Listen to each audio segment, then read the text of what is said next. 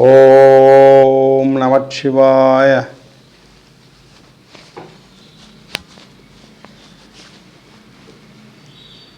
அன்பர்களே, sunlight astro multiphase media YouTube channel வழியாக தங்களை சந்திப்பதில் மகிழ்ச்சி அடைகிறேன்.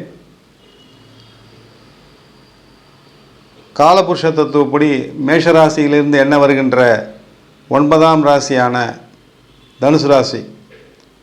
இந்த பதிவானது தனுசு ராசிக்காரர்களுக்கு சனி பெயர்ச்சி பலன்கள் எவ்வாறு இருக்கும். பங்குனி மாதம் 15ஆம் தேதி, ஆங்கிலம் மார்ச் மாதம் 29ஆம் தேதி, சனிக்கிழமை அமாவாசை அன்று கும்பராசியிலிருந்து மீனராசிக்கு பயிற்சி ஆகிறார் சனி பகவான். அந்த மீனராசியில் ஏற்கனவே அமர்ந்திருக்கின்ற சூரியன், புதன், ராகு, சுக்கிரன், சந்திரன் ஆகிய 5 கிரகங்களுடன் சனி பகவான் போய் இணைகிறார். சனி பெயர்ச்சி நடக்கும் தினத்தன்று. அடுத்த மாதத்தில் மே மாத இறுதியில் குரு பெயர்ச்சி நடக்கிறது. குருவானப்பட்டவர் ரிஷபராசியிலிருந்து மிதுனராசிக்கு வருகிறார். சனி பெயர்ச்சி நடந்து 4வது நாளில் மிதுனராசியில் இருக்கக்கூடிய செவ்வாய் கடகராசியில் வந்து நீச்சமடைகிறார். அடுத்த சில மாதங்களில் ராகு கேது பயிற்சி நடக்கவிருக்கிறது.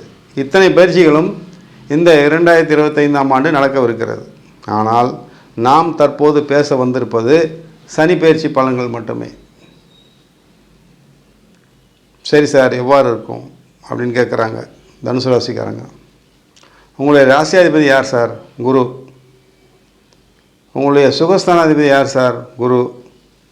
அவர் தற்போது ரிஷபராசியில் சஞ்சரித்து கொண்டிருக்கிறார். மே மாத இறுதியில் ரிஷபராசியிலிருந்து 7ஆம் வீட்டுக்கு செல்கிறார். இது ஒரு விஷயம். இரண்டாவது, சனி பகவான் தனுசு ராசிக்கு 2ஆம் அதிபதி, 3ஆம் அதிபதி, தன குடும்ப ஸ்தானாதிபதி, தைரிய ஸ்தானாதிபதி. அப்பேற்பட்ட சனி பகவான் 4ஆம் வீட்டுக்கு செல்கிறார். 4 என்பது சுகஸ்தானம். அந்த சுகஸ்தானத்தில் ஏற்கனவே 5 கிரகங்கள் இருக்குது என்று சொல்லியிருக்கிறேன். அவருடன் போய் சனி பகவான் இணைகிறார். ஏன் இந்த கிரக நிலைகளை நான் சொல்கிறேன் என்றால், கிரக பயிற்சிகள் என்பது நம்மளுடைய சோலார் ஃபேமிலியில் நடந்துக்கிட்டே தான் இருக்கும். தினம் நடந்துக்கிட்டு தான் இருக்கும். நம்ம சனி பயிற்சி பேசுகிறோம், வேறு எந்த பயிற்சியும் நடக்காது, அப்படியே நிற்கும், அப்படிலாம் எடுத்துக்கொள்ளக்கூடாது. அது பாட்டுக்கு அதோடய வேலையை செஞ்சிட்டே இருக்குது. சூரியன் உதிப்பது போல், மாலையில் மறைவது போல், மழை பெய்வது போல், திடீரென்று வெயில் காய்வது போல், சூரியனும் அதை கிரகங்களும் அதோடய வேலையை செஞ்சுட்டு தான் இருக்குது. நம்ம தான் பேசிகிட்டு இருக்கோம் வேலை வெட்டி இல்லாமல். அவங்க வந்து பேசுகிறதே கிடையாது. அந்த 9 கிரகங்களும் பேசுகிறதே கிடையாது. அவங்க வேலையை செஞ்சிட்டே இருக்காங்க. நம்ம வேலை மட்டும் செய்கிறதில்ல, பேசிகிட்டே இருக்கோம். அந்த அடிப்படையில் இந்த சனி பெயர்ச்சி பலன்கள் தனுசு ராசிக்காரர்களுக்கு எவ்வாறு இருக்கும் என்று சொல்ல வந்திருக்கிறோம்.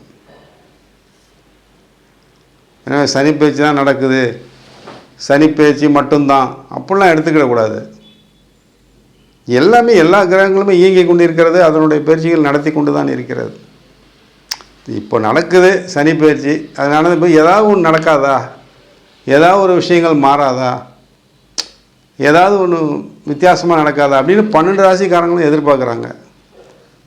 அதில் கிடைக்கக்கூடிய சில விஷயங்களை ஜோதிடர்கள் என்ற முறையில் நாங்கள் சொல்லி கொண்டு இருக்கிறோம். 12 ராசிக்காரர்களுக்கும் கண்டிப்பாக 12 விதமான பலன்கள் தான் வரும். ஒரே மாதிரியாக இருக்கவே இருக்காது நிச்சயமாக.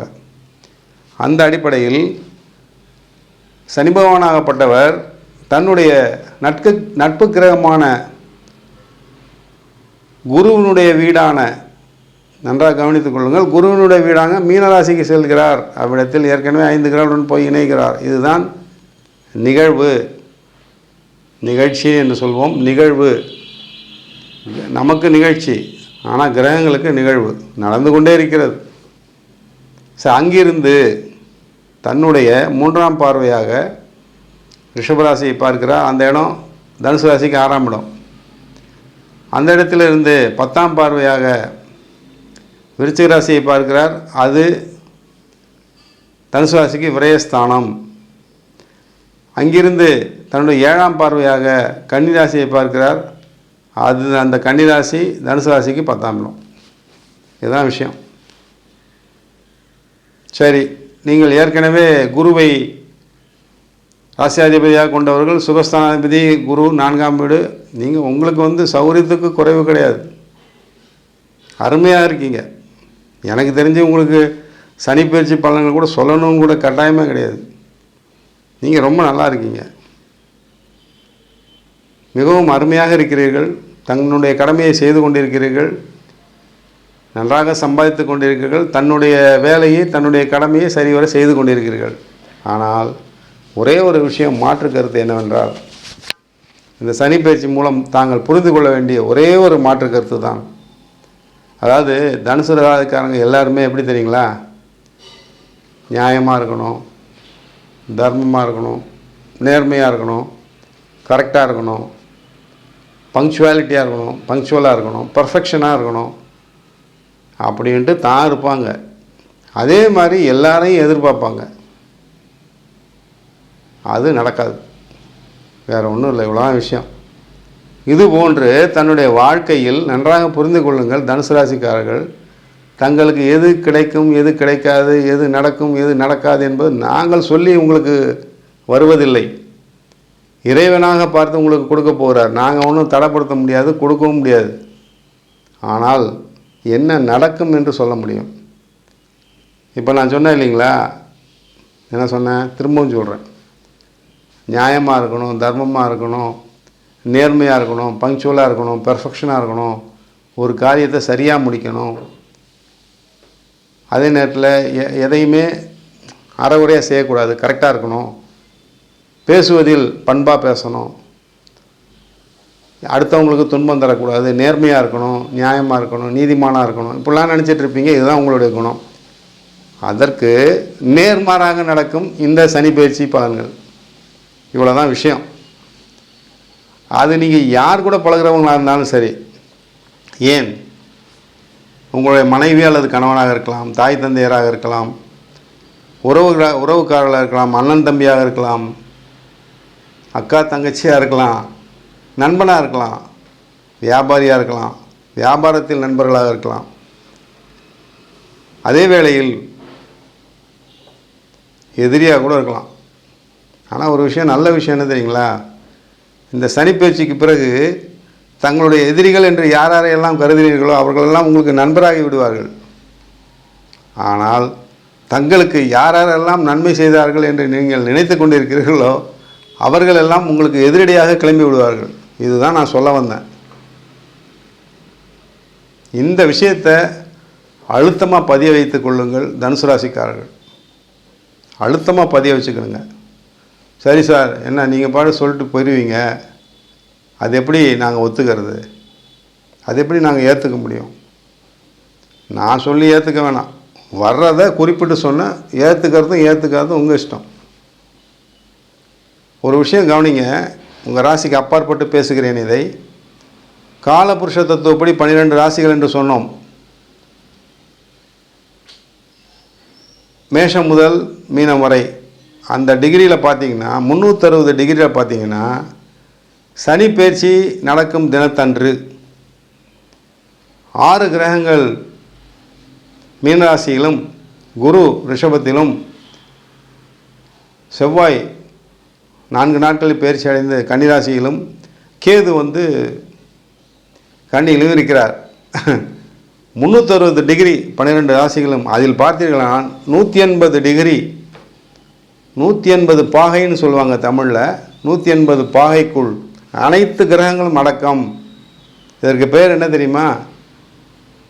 காலசர்ப தோஷம், காலசர்ப யோகம். காலசர்ப தோஷம் என்ன பண்ணும், காலசர்ப யோகம்னா என்ன? ரெண்டும் ஒன்று தான்.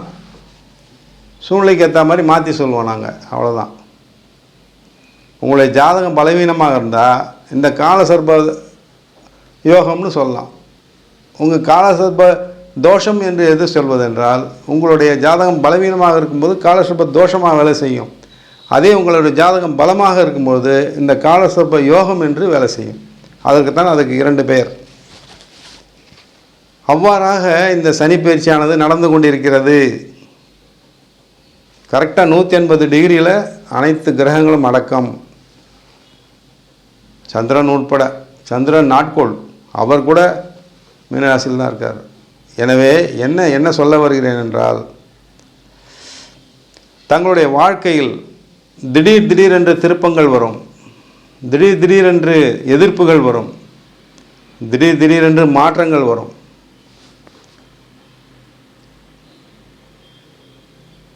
நீங்கள் நினச்சே இருக்க மாட்டீங்க, குடும்பத்தில் ஏதோ ஒரு தவிர்க்க முடியாத ஒரு நிகழ்ச்சி நடந்துடலாம்.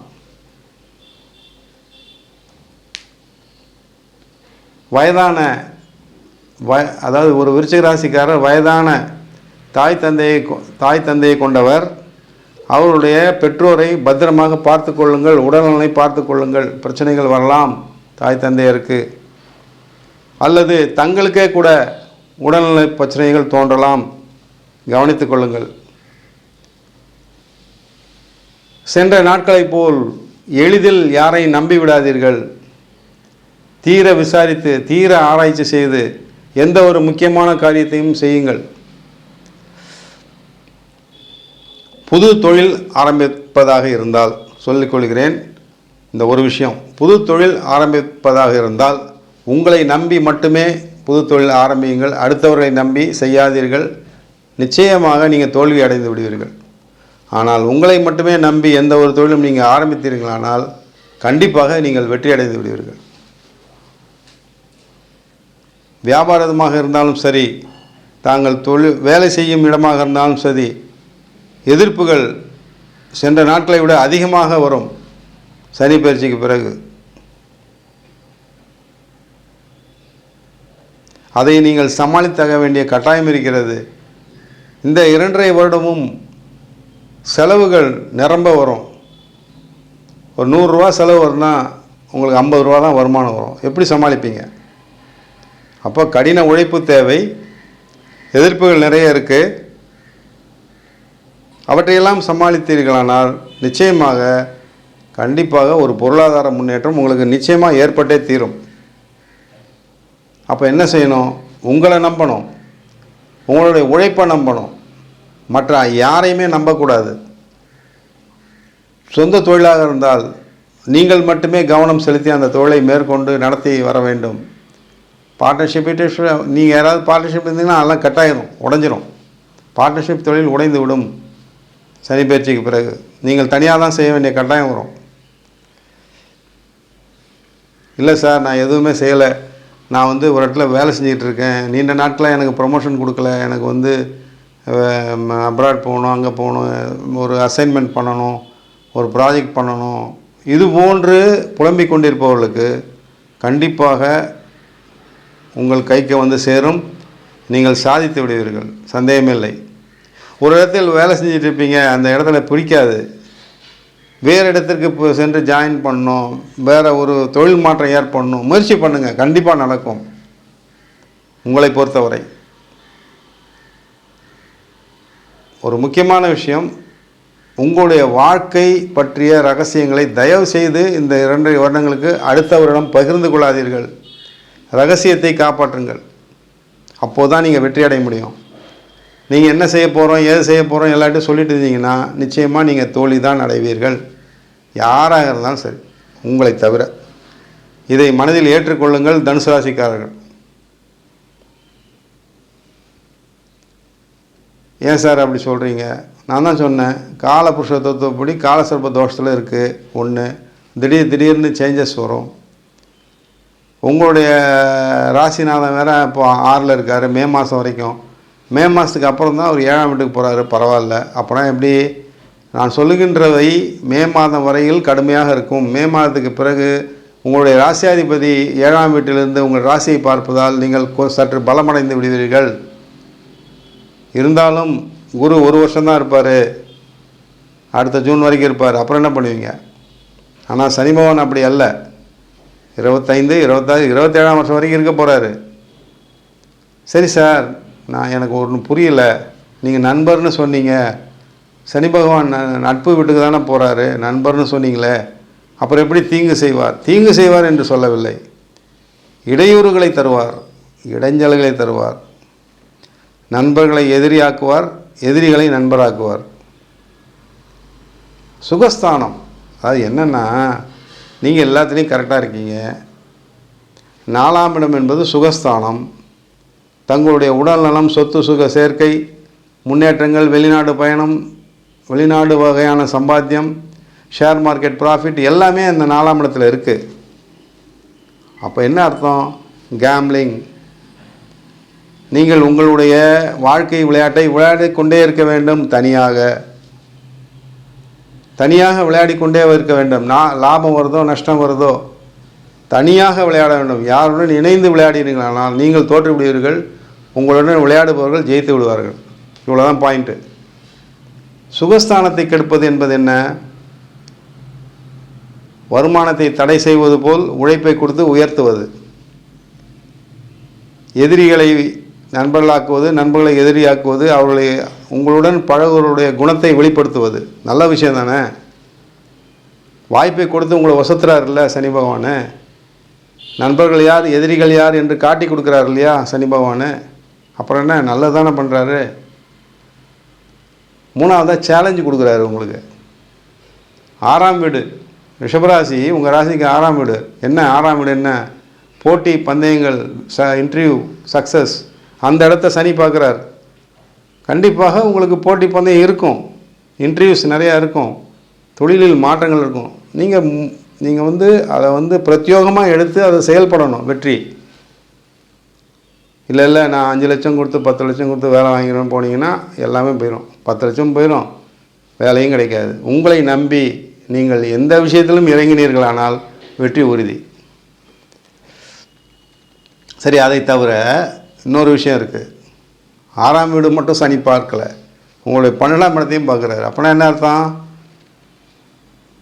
சனி பகவானுக்கு என்ன பேர்? Lord of justice. நான் சொல்வது போல் இதையெல்லாம் கேட்டின்னா உனக்கு லாபம் கிடைக்கும், வெற்றி கிடைக்கும். கேட்கலைன்னா நஷ்டம் வரும். அதுதான் 12ஆம் இடத்தையும் அவர் பார்க்குறார். விரயஸ்தானத்தை பார்க்கிறார் சனி பகவான். விரயம் என்பது என்ன? பொருள் விரயம், நேரம் விரயம், தன விரயம், தன்னுடைய உடல் விரயம், உறவுகள் விரயம், சொத்து சுக விரயம்,